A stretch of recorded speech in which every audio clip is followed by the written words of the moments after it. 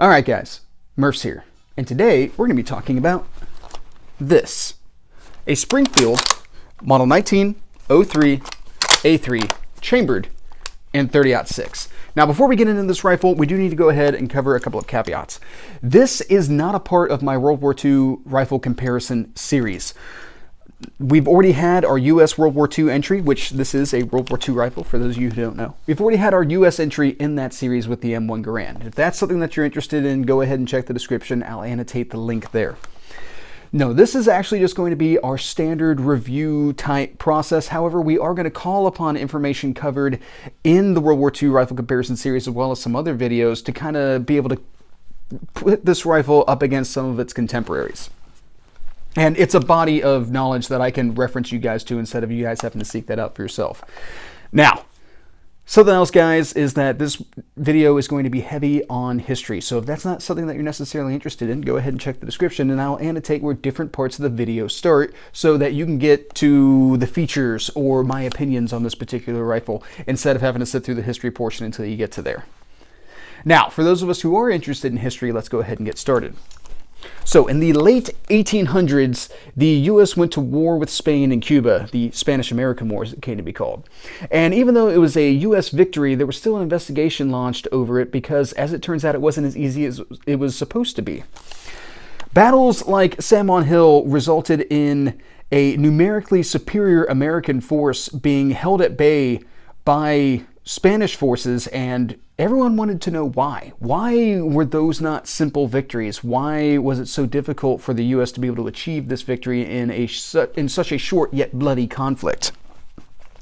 Now, what was decided during that was that, during the investigation that is, was that the Krag-Jorgensen rifle used by U.S. forces was an inferior rifle to the Spanish 1893 Mauser. Now, in all honesty, guys, Mauser products at this time are really difficult to beat. That is an absolute titan in the military industry at this time. They were supplying weapons to so many different militaries and would continue to do so into the early 1900s.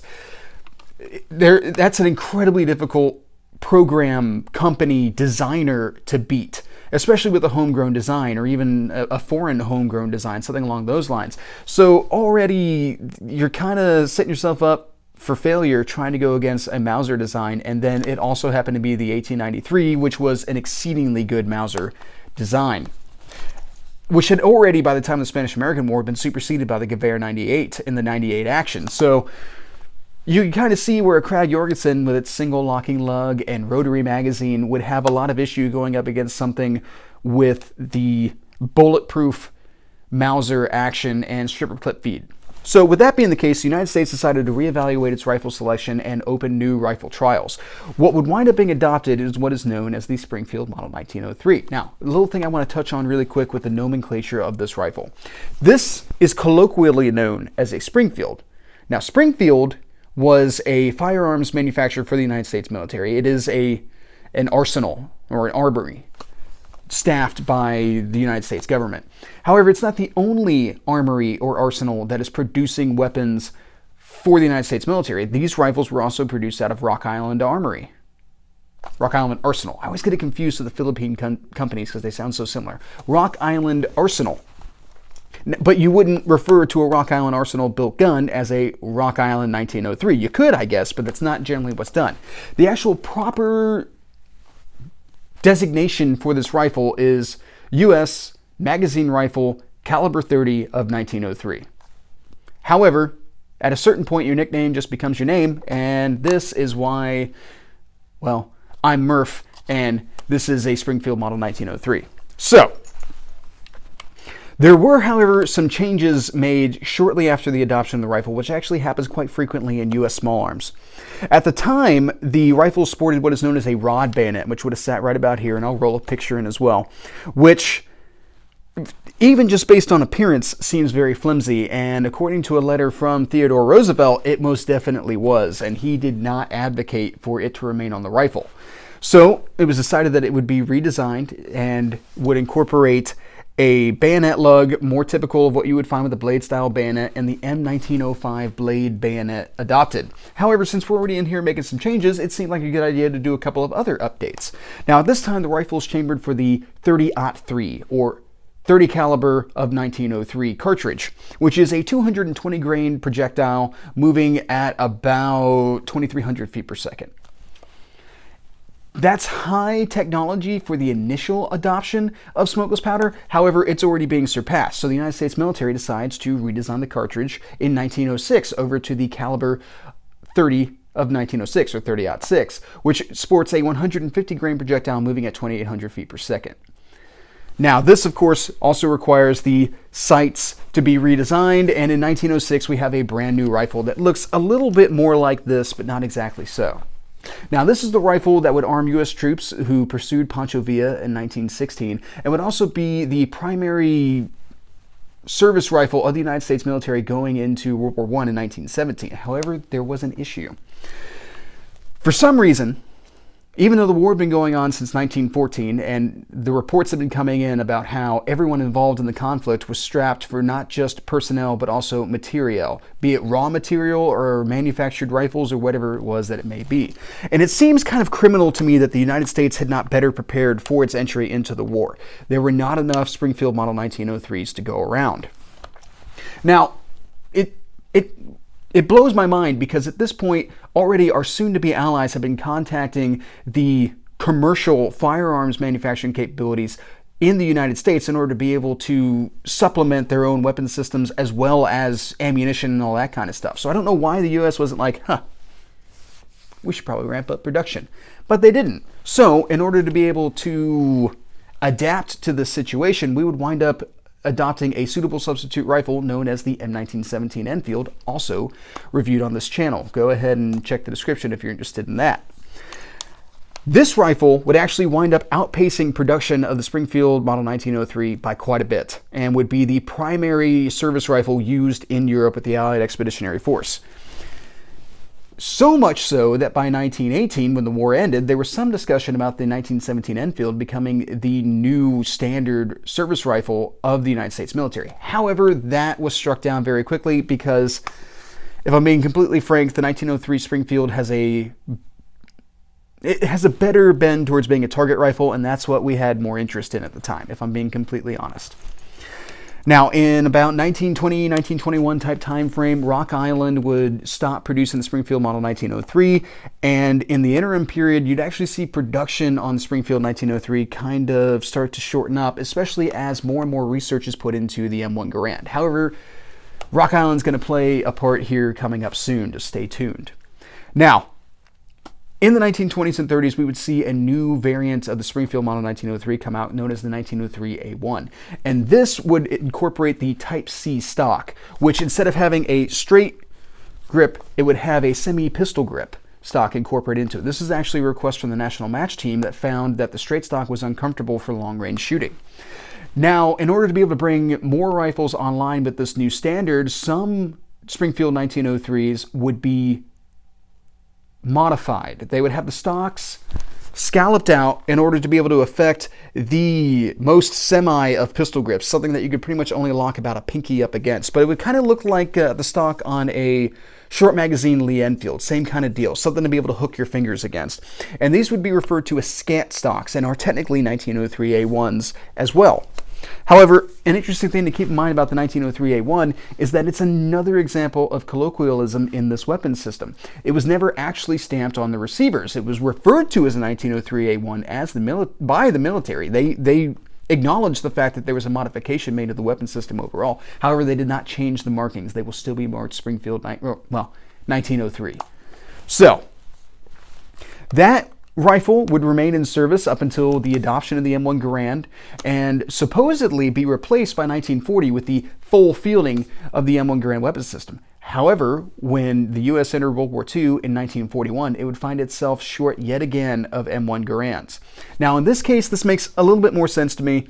It's not that the U.S. didn't know that World War II was kind of on the rise, but something to take into account, and I guess it applies in World War I as well, is that when you go from a peacetime army to a wartime army and you start really ramping up your personnel, it's not outside the realm of possibility, that you would outstrip your rifle production rather rapidly. So with that being the case, the vast majority of troops going into combat in 1942 would still have Springfield Model 1903s. The Marines at Guadalcanal, the Springfield 1903 would also show up at Kasserine Pass and in other locations. Now, rifle production for the M1 Garand would expand, of course, during this time period. However, Remington would step in to assist in the production of the Springfield Model 1903 just to make sure that rifles are getting out there. In addition to just making sure there's rifles in the hands of our troops, a suitable rifle grenade launching attachment had not yet been developed for the M1 Garand, but existed for the Springfield Model 1903. So with that being the case, there was still a requirement for a Springfield 1903 at the squad level in order to be able to have a grenade launching capability. So a lot of these rifles were going to be required for that purpose. Now, Remington would receive the old tooling from Rock Island, as well as 200,000 stocks sitting in storage in order to be able to start production. And they would pay for these in rifle production to begin with. So from 1942 to 1944, Remington produced the Springfield Model 1903. However, there were a couple of issues that came up along the way. First off, the tooling from Rock Island was wearing out rather rapidly. So this would cause Remington to start incorporating more and more stamped parts as it went along. Now, after a while, with all these stamped parts, it would become time for Remington to decide to give this rifle a new designation. And with approval from the Army, it was designated the 1903A3. Now, just to take a step back here for a second, I've talked about an A1 and I've talked about an A3.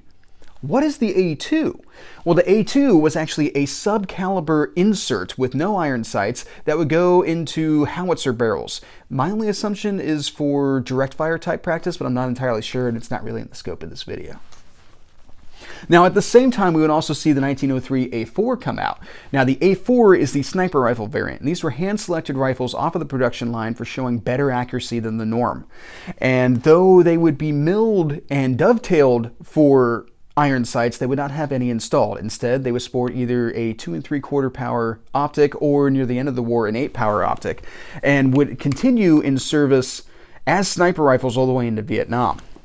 Now, the Army would cancel further production of the Springfield 1903 A3 in 1944 and would declare it and the 1917 Enfield obsolete in 1945. These rifles would be sold on the international market as military aid to allies until they started coming back into the CMP in the last 20-30 years. All right, guys, I think that pretty much brings us up to date on history. So let's go ahead and welcome back everybody who jumped ahead to the features portion. Let's start talking about the features of this particular rifle. Now, right off the bat, we have a 24-inch barrel, which is indicative of the short rifle concept. Now, I've spoken ad nauseum about the short rifle concept. However, in case you haven't seen those other videos, I'll talk about it yet again. The short rifle is generally about 24 inches and comes in between the 18 to 20 inch barrel length of a carbine and the 28 inch length of a full-size rifle.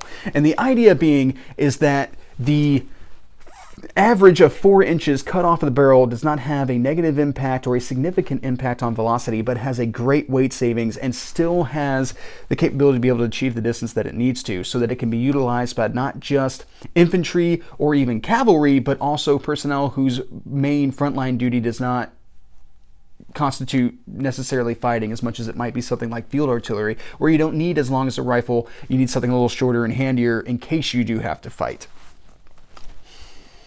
That is what this is a part of. Quite a few militaries adopted this concept prior to World War I, and it would pretty much be the de facto standard by World War II. Now, you'll also note that we have this blade type front sight, which we'll talk about more here after a little bit. There's actually some serrations cut into the front of this front sight, which is pretty fantastic for cutting down on glare. Now, our rifling in this particular barrel is 2-groove rifling as opposed to the original 4-groove rifling.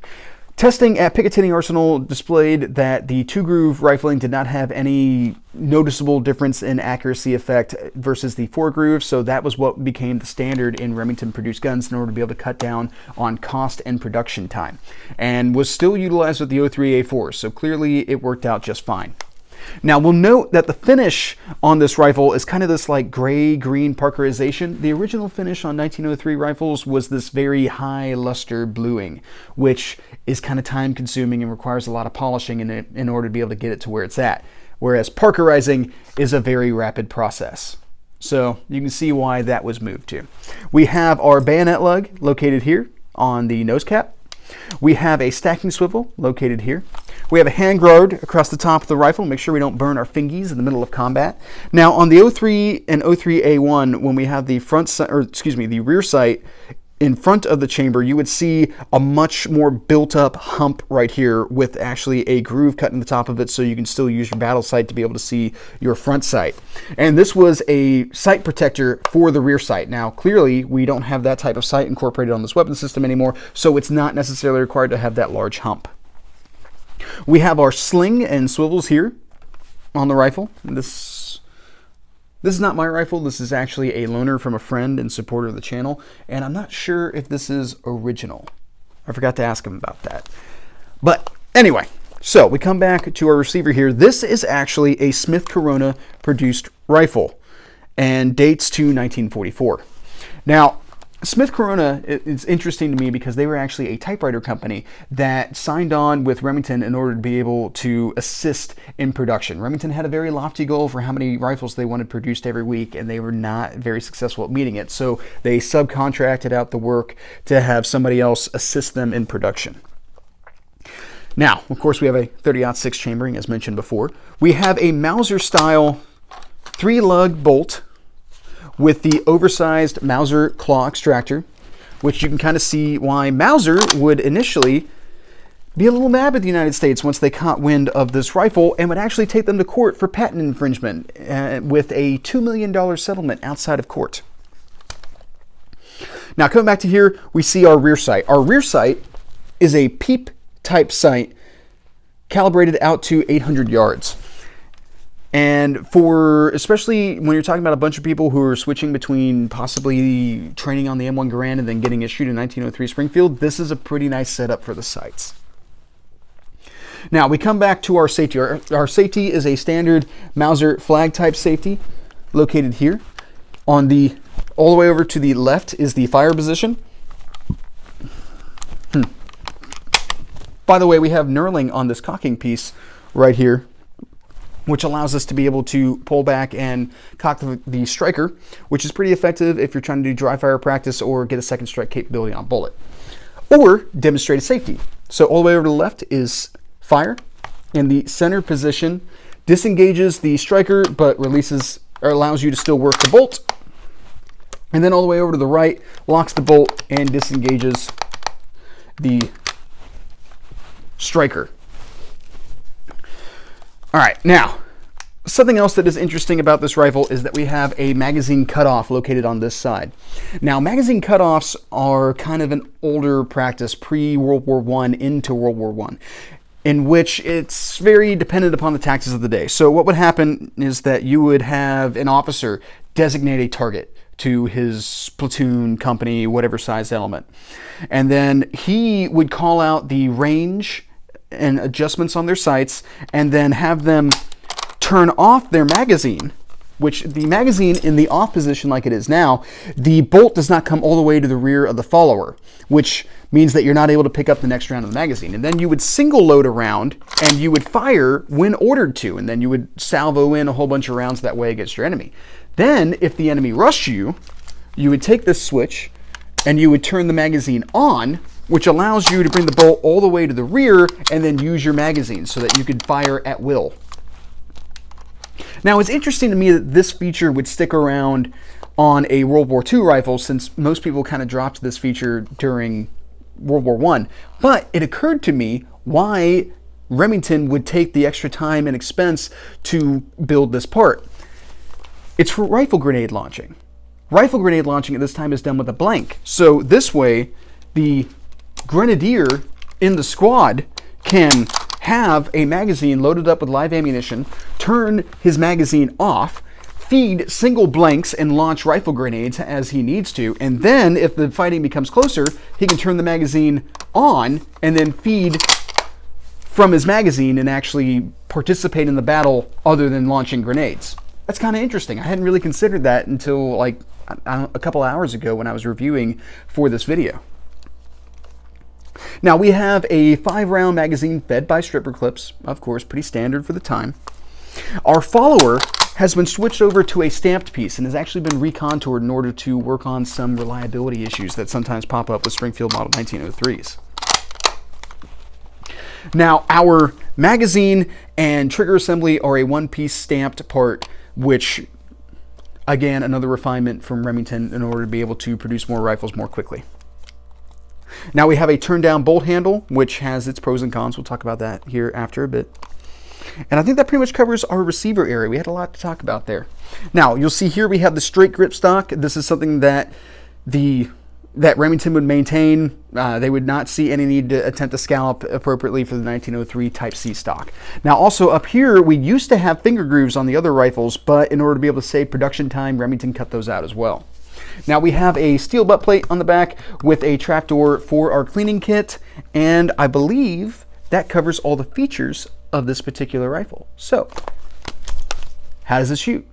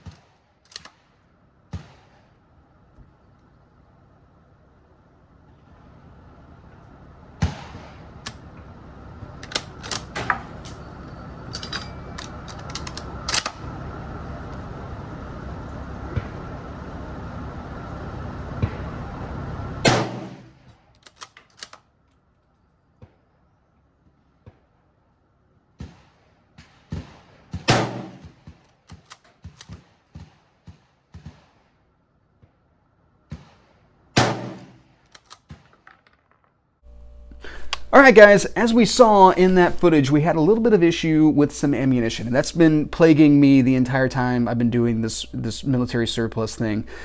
All the ammunition, all the surplus ammunition that I've been getting a hold of, 7.62x54, 8mm Mauser, and 30-06 has had a lot of primer issues. So I tried to get that round to go twice, and it didn't want to do it. What did I get accuracy-wise? Well, I was shooting Greek surplus 150 grain ammunition at 100 yards off of these iron sights, and I managed to get this 4 9/16 inch group. And sorry about that, guys. I shot this the same day I shot the LWRC, and I was trying to be thrifty with my targets, and those two groups accidentally melded. But doesn't change the fact about our accuracy. Now, how is shooting the gun? Well, as a typical cock on open Gewehr 98 action, this is very smooth. This is an incredibly easy and fast to operate bolt, more so than I initially gave it credit for before I took it out to the range. Now the sights, as much as I absolutely love peep sights, 100%, this is not my favorite of the peep sights we've done so far. And that's specifically because this front sight is so thin, which would make it fantastic for long range shooting, but for closer range stuff or in different lighting conditions and all that kind of stuff, like right now into the corner of the room, this front sight is difficult to pick up. And it is a cloudy, rainy day, so the room is a little dark anywhere but where, I'm sitting in the light right now. So that is something that I don't like about the sight for sure, but I love the peep setup. I loved it on every other rifle that we discussed so far that has a peep type setup. Recoil, nothing too terrible at all, that's for sure. There's enough weight in this rifle to be able to sop up the recoil of the 30-06 cartridge, which can be quite heavy in a lighter overall platform. How do I feel about some of the ergonomics? Well, I'm not the biggest fan of straight stocks. I do prefer, I would kind of rejoice at the opportunity to be able to have like the scant stock variant of this rifle. However, it's not a game changer one way or the other. It still handles appropriately. I just like having something to be able to pull it into my shoulder with. The turn down bolt handle is fantastic from the aspect of it being more comfortable to have slung over your back, less likely to get caught on something. However, from the standpoint of a malfunction, swelled casing, something along those lines, a whole bunch of gunk or something like that up in the action, you do have less to be able to exert pressure against and be able to work the bolt as you see fit. So that is kind of a regret. I wish that's one advantage that straight bolts have. There's a lot of disadvantages of straight bolts, and this is probably the biggest disadvantage to a turn down bolt, but it's something to consider overall, especially if you're having a discussion about World War II rifles with your friends. Now, how does this compare to other bolt action rifles? Because I think we can all pretty much agree that it doesn't compare to semi-autos. The M1 Garand walks circles around this thing. Even the M1 carbine, in my own opinion, would be preferable, just because it's bolt action to begin with. How does it compare to, say, a Mauser 98K? Well, as far as examples that I've been able to have actual interaction with, this rifle is running circles around the Mauser 98K. Now, that is because that rifle has a lot of issues going on in the bore for the one that I did review. But even so, this has better sights overall, where the Mauser 98K has a barleycorn front sight with this notch rear sight that is kind of difficult to make out, if I'm being completely honest. This has wonderful peep sights, and even with this front sight being very thin, it still works out pretty good. In comparison to, like, say, an Arisaka. Well, the Arisaka has very good sights and is also a Mauser-based action, but between the two, I actually think I prefer these sights overall. A short magazine Lee Enfield, however, has a smoother overall bolt and a 10 round capacity magazine. I guess you could see where maybe that would be a little bit more advantageous to this. However, I like the styling of this a little bit better, if I'm being completely honest. It looks nicer.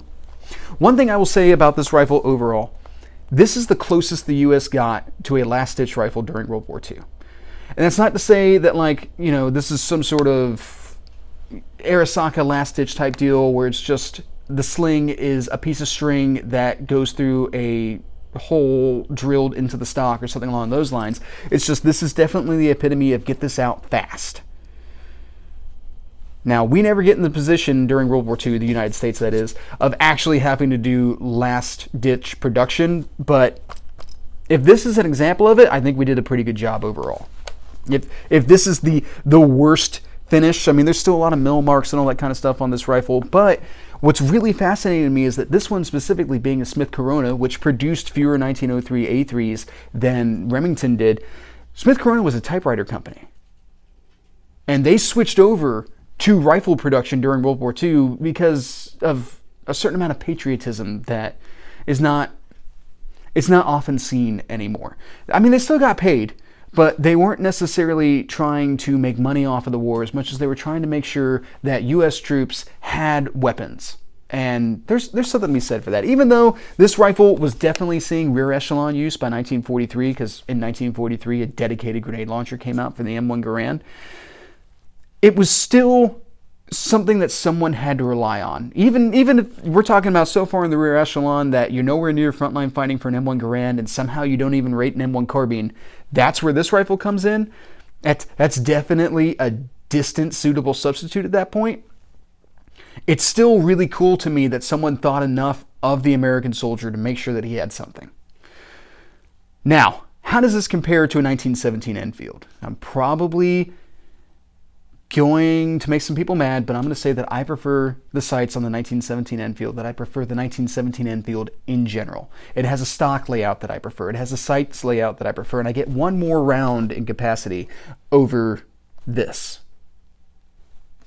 That one round probably isn't that big of a deal because we're talking about 6 versus 5, but it's something. If we're going to sit here and do comparisons and talk, try to talk about how one might be better than the other, that's something that still stands out in my estimation.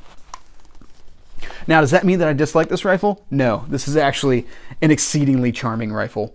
It has excellent lines, and I could totally understand why this has been such a consistent favorite with the American shooting public and military collector. Now, one last thing I want to cover is which would I prefer, a 1903 A1 or an A3? And I've got to be completely honest, still coming back to the sights, I prefer the A3, and that's strange because the A1 was considered to be the better target rifle with its highly adjustable Buffington rear sight. However, this has a neater sight picture, and for shooting long range, I actually have greater sight radius, which A lot of times I think too much is made out of sight radius, specifically in handguns. People like to talk about sight radius a lot in handguns, and I don't think it's that big of a difference. But in rifles, when I'm actually trying to take to a greater distance and I'm trying to use iron sights, I would prefer greater sight radius. And I definitely have that with this rifle. All right, guys. I think that pretty much covers my thoughts on this rifle. I hope you guys found this interesting and informative. That's pretty much what I got. Have a good day.